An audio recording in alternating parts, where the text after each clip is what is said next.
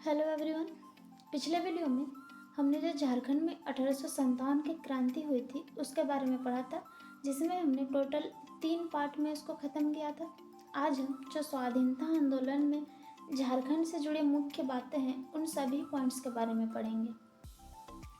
Friends, ये जो स्वाधीनता आंदोलन में झारखंड से जुड़े मुख्य बिंदुएं हैं ये हमने 2 वीडियो में कवर किए, तो वीडियो का पहला पार्ट आज हम पढ़ेंगे। तो झारखंड में क्रांतिकारी गतिविधियों का जो प्रमुख केंद्र था वो था देवघर। देवघर जिला झारखंड में जितने भी क्रांतिकारी गतिविधियां हुई सबसे प्रमुख था देवघर जिला। और हमने ये भी पढ़ा था कि जो 1857 की क्रांति हुई थी ये भी देवघर के रोहिणी गांव से ही स्टार्ट हुई थी। क्रांतिकारी गतिविधियों के प्रसार हेतु वारिंद्र कुमार घोष द्वारा देवघर में स्वर्ण संघ यानी कि गोल्डन लीग नामक संस्थान के गठन किया गया था। क्रांतिकारी जो गतिविधियों का प्रसार करने के लिए देवघर में स्वर्ण संघ का गठन किया गया था और ये इसका गठन वारिंद्र कुमार घोष द्वारा किया गया था। फ्रेंड्स, हम आपको बता दें कि ये जितने भी पॉइंट्स है ये बहुत ही इम्पोर्टेंट पॉइंट्स है और जितने भी स्टार लगाया हुआ है, प्राय सभी क्वेश्चन में स्टार लगाया हुआ है 1-2 छोड़ के, तो ये सभी प्रीवियस ईयर का आया हुआ क्वेश्चन है। तो वारिंद्र कुमार घोष द्वारा देवघर में स्वर्ण संघ का संस्था का गठन किया गया था, जिसको गोल्डन लीग भी कहते हैं। रांची में क्रांतिकारियों का नेतृत्व गणेश चंद्र घोष ने किया था। निर्मल चंद्र बनर्जी ने हजारीबाग जिले के गिरिडीह नगर में एक खंभे पर आवर स्वाधीन भारत शीर्षक के पर्चे चिपकाए थे। देखिए इस पॉइंट में, इस लाइन में निर्मल चंद्र बनर्जी इसमें स्टार लगाया हुआ है और आवर स्वाधीन भारत इसमें भी स्टार लगाया हुआ है। मतलब ये दोनों क्वेश्चन प्रीवियस ईयर का आया हुआ क्वेश्चन है। तो निर्मल चंद्र बनर्जी ने हजारीबाग जिले के गिरिडीह नाम का एक जगह है, गिरिडीह नगर, वहाँ पर एक खंभे में आवर स्वाधीन भारत शीर्षक के पर्चे चिपकाए थे स्वाधीनता आंदोलन के दौरान। तो चिपकाने वाले थे निर्मल चंद्र बनर्जी। हजारीबाग के संत कोलंबिया महाविद्यालय के एक छात्र राम विनोद सिंह को हजारीबाग का जतिन बाघा कहा जाता है। जो राम विनोद सिंह थे वो संत कोलंबिया महाविद्यालय का एक छात्र थे। हजारीबाग में जो स्थित है संत कोलंबिया महाविद्यालय, वहाँ के छात्र थे राम विनोद सिंह और इन्हीं को हजारीबाग का जतिन बाघा नाम से पुकारा जाता था। आनंद कमल चक्रवर्ती ने चाईबासा से प्रकाशित तरुण शक्ति नामक पत्रिका का संपादक किया था। तो अगर ये क्वेश्चन भी आया हुआ है कि तरुण शक्ति नामक पत्रिका का संपादन किसके द्वारा किया गया था, तो आनंद कमल चक्रवर्ती द्वारा किया गया था। श्याम कृष्ण सहाय के निमंत्रण पर गांधी जी पहली बार झारखंड आए थे। फ्रेंड्स, गांधी जी टोटल जो आंदोलन से संबंधित चीज़ों के लिए जो झारखंड आए थे तो टोटल 11 बार आए थे। तो सबसे पहले जो गांधी जी झारखंड आए थे ये श्याम कृष्ण सहाय के निमंत्रण पर गांधी जी आए थे और ये 3 जून 1917 ईस्वी को झारखंड आए थे पहली बार गांधी जी। 3 जून 1917 ईस्वी को, उस समय चंपारण आंदोलन से संबंधित चीज़ों के लिए झारखंड आए थे, जो चंपारण में सत्याग्रह किए थे 1917 ईस्वी में। गांधी जी 11वीं तथा अंतिम बार 1940 ईस्वी में कांग्रेस के 53वें अधिवेशन में भाग लेने हेतु रामगढ़ आए थे। तो जो अंतिम यानी कि 11वीं बार जो गांधी जी आए थे वो 1940 ईस्वी में आए थे झारखंड और ये कांग्रेस के 53वें अधिवेशन में भाग लेने हेतु आए थे। और कांग्रेस के जो 53वां अधिवेशन हुआ था वो रामगढ़ में हुआ था, रामगढ़ जिला में। यह झारखंड में कांग्रेस का पहला तथा एकमात्र अधिवेशन था। कांग्रेस के जितना भी अधिवेशन हुआ इसमें से झारखंड में यही रामगढ़ अधिवेशन हुआ था, 1940 ईस्वी में हुआ था, और यही एकमात्र अधिवेशन हुआ था जो कि झारखंड में हुआ था। इस अधिवेशन के अध्यक्ष मौलाना अबुल कलाम आज़ाद ने किए थे। ये भी काफ़ी इम्पोर्टेंट पॉइंट है। जो कांग्रेस का जो रामगढ़ अधिवेशन था, 53वां अधिवेशन, उसका जो अध्यक्ष थे वो थे मौलाना अबुल कलाम आज़ाद। इस अधिवेशन के दौरान रामगढ़ में कांग्रेस के मुख्य द्वार का नाम बिरसा मुंडा द्वार रखा गया। ये बिरसा मुंडा के सम्मान में रखा गया था और रामगढ़ में कांग्रेस अधिवेशन के दौरान ही रामगढ़ में जो अधिवेशन हुआ उसी के दौरान रखा गया था बिरसा मुंडा द्वार।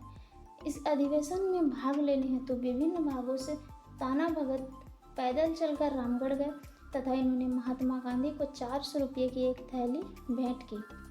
हमने जब ताना भगत आंदोलन पढ़ा था उस समय भी ये पढ़ा था कि जो ताना भगत थे ये गांधी जी के बहुत ही प्यारे अनुयायी थे। ये गांधी जी को बहुत मानते थे और ये जब रामगढ़ अधिवेशन हुआ तो पैदल चल के जितने भी झारखंड के विभिन्न हिस्सों में ताना भगत है ये सभी चल कर रामगढ़ पहुँचे थे भाग लेने के लिए और 400 रुपये की एक थैली महात्मा गांधी को भेंट दिए थे ताना भगतों ने। ये भी प्रीवियस ईयर में आया हुआ क्वेश्चन है। 1921 ईस्वी में असहयोग आंदोलन के दौरान ताना भगतों द्वारा उल्लेखनीय योगदान दिया गया जिसकी गांधी जी द्वारा अनेक प्रशंसा की गई। झारखंड में असहयोग आंदोलन का जो केंद्र था वो था रांची जिला। इसी दौरान 1920 ईस्वी में बिहार स्टूडेंट कॉन्फ्रेंस का 15वां अधिवेशन CFMDUs की अध्यक्षता में डाल्टनगंज जो कि पलामू में स्थित है वहाँ संपन्न हुआ। तो बिहार स्टूडेंट कॉन्फ्रेंस का जो 15वां अधिवेशन हुआ था वो 1920 ईस्वी में हुआ था असहयोग आंदोलन के समय ही और इसका जो अध्यक्ष थे वो थे CFMDUs और ये जो डाल्टनगंज है पलामू में स्थित है यहाँ संपन्न हुआ था बिहार स्टूडेंट कॉन्फ्रेंस का 15वां अधिवेशन। बिहार स्टूडेंट कॉन्फ्रेंस का जो 16वां अधिवेशन हुआ था वो 1921 ईस्वी यानी कि एक साल बाद में हुआ था। ये हजारीबाग में हुआ था और इसका जो अध्यक्ष था ये थे सरला देवी। तो फ्रेंड्स ये दोनों क्वेश्चन आया हुआ है कि बिहार स्टूडेंट कॉन्फ्रेंस का 15वां अधिवेशन कहाँ हुआ था तो डाल्टनगंज में हुआ था और CFMDUs की अध्यक्षता में हुआ था।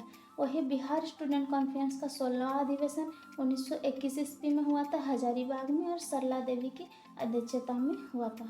बाबू बजरंग सहाय ने गिरिडीह में असहयोग आंदोलन का नेतृत्व किया। हर एक क्षेत्र में अलग अलग लोगों ने असहयोग आंदोलन के लिए नेतृत्व किए थे।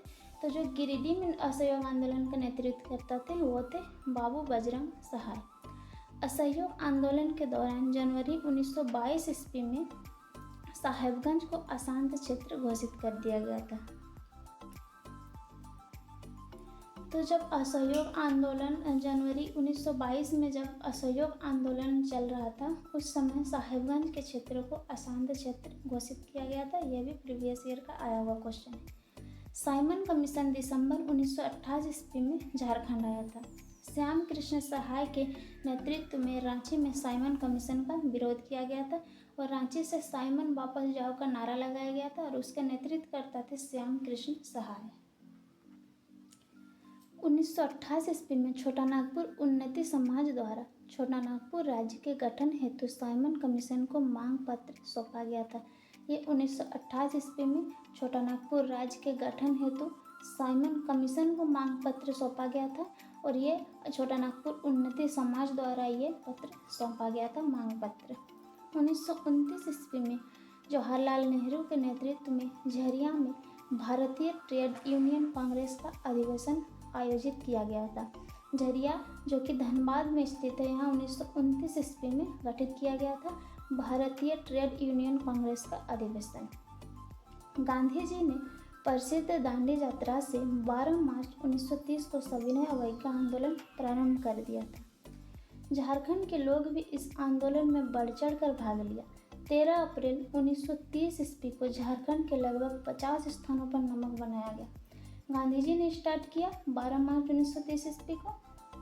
13 अप्रैल 1930 ईस्वी को झारखंड के लगभग 50 स्थानों पर नमक बनाया जा रहा था गांधी जी के सहयोग के साथ। सविनय अवज्ञा आंदोलन का जो प्रमुख केंद्र था यह भी रांची था। कृष्ण बल्लभ सहाय ने हजारीबाग में खजांची तालाब के निकट नमक बनाया जिसके कारण इन्हें 1 वर्ष तक जेल में रहना पड़ा। कृष्ण बल्लभ सहाय ने हजारीबाग में जिस तालाब क्या खजांची तालाब इसका नाम था हजारीबाग में स्थित है यहाँ पर नमक बनाया था कृष्ण बल्लभ सहाय ने। हजारीबाग जिला कांग्रेस कमेटी की जो अध्यक्ष थी वो थी सरस्वती देवी। हजारीबाग जिला कमेटी की अध्यक्ष थी सरस्वती देवी। ये भी प्रीवियस ईयर में आया हुआ क्वेश्चन है। जो खजांची नामक तालाब था यह भी प्रीवियस ईयर में आया हुआ क्वेश्चन। तो फ्रेंड्स आज की वीडियो में हम इतना ही पढ़ते हैं और जो अगला भाग है ये हम अगले वीडियो में देखेंगे जो कि 2 भाग में हम इसको कवर किए हैं। तो अगला भाग अगला वीडियो में देखेंगे।